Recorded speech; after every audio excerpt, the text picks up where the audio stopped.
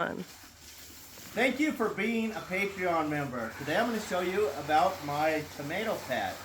Tomatoes have been rough this year. During the month of May and June we had 8 days of sunshine, and tomatoes needed 60 days of sunshine. They are growing and some of them look pretty good. We do have our first ripe tomato, so I'm going to pick that and show you. But it's pretty awesome. So right in here, if we come down here, if you can come over and see this little guy, he's super beautiful. And before I pick him, I want you to see how it looks on him. So I've got it in my hand. Move some leaves out of the way. And here he is. So we have our first ripe tomato. The cherries are always fun. Depending on the variety, they grow different ways, but usually they have a nice cluster. And so here this is. We're just going to gently take him off of here. And that is our first beautiful ripe tomato of the year on July 21st, 2023, on a rough growing year with not enough light and pretty cold temperatures all spring. So we're just going to taste this guy, see what happens.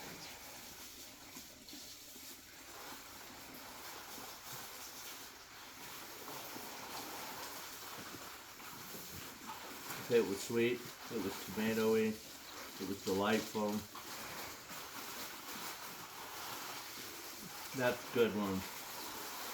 Flavor, on a scale of 1 to 10, probably an 8. Which is pretty good.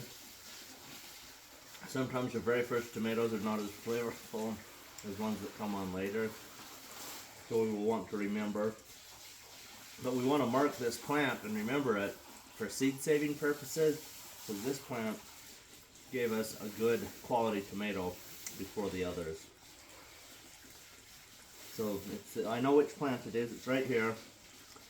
It's my second cherry. There's my first one, here's my second one. I can remember that for seed saving.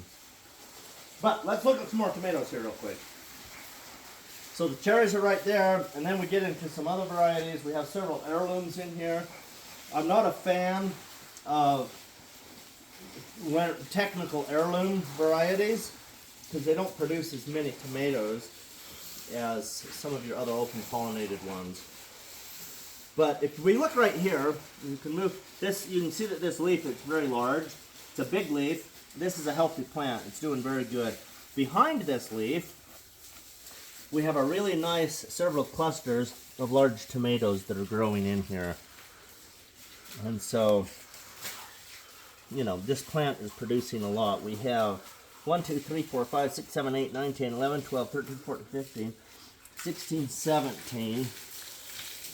18, 19, 20, 21, 22, 23, 24, 25, 26, 27.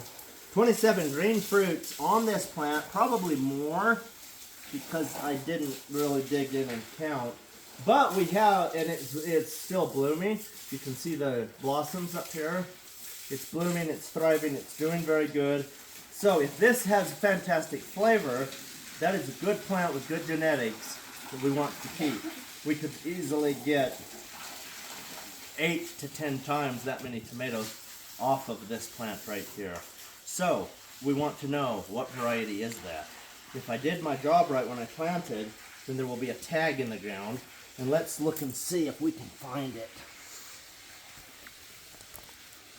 Ha! Ha! This is Early Girl. Early Girl is a hybrid. This is one reason I love hybrids. You actually get food. We could go and look at some of the other heirlooms, and there's maybe 8 fruits on it, and that's all it's going to produce.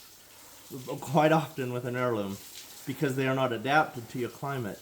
So you want to have plants that are adapted to your climate. So we will put this back in so we can remember.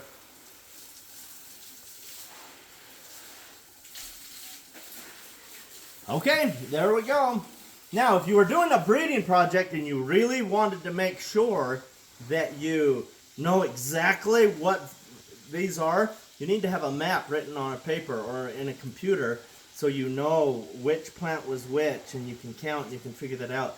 And then I would still put a tag in the ground, but I would tape a tag on the pole where this vine is coming up. And so there's other ways to mark things so that you can know for sure. Because it would be easy for that tag on the ground to not be able to find it. But we're just producing food here. That's the main thing. Hopefully this helps you to have a tomato plant with 29 fruits on it.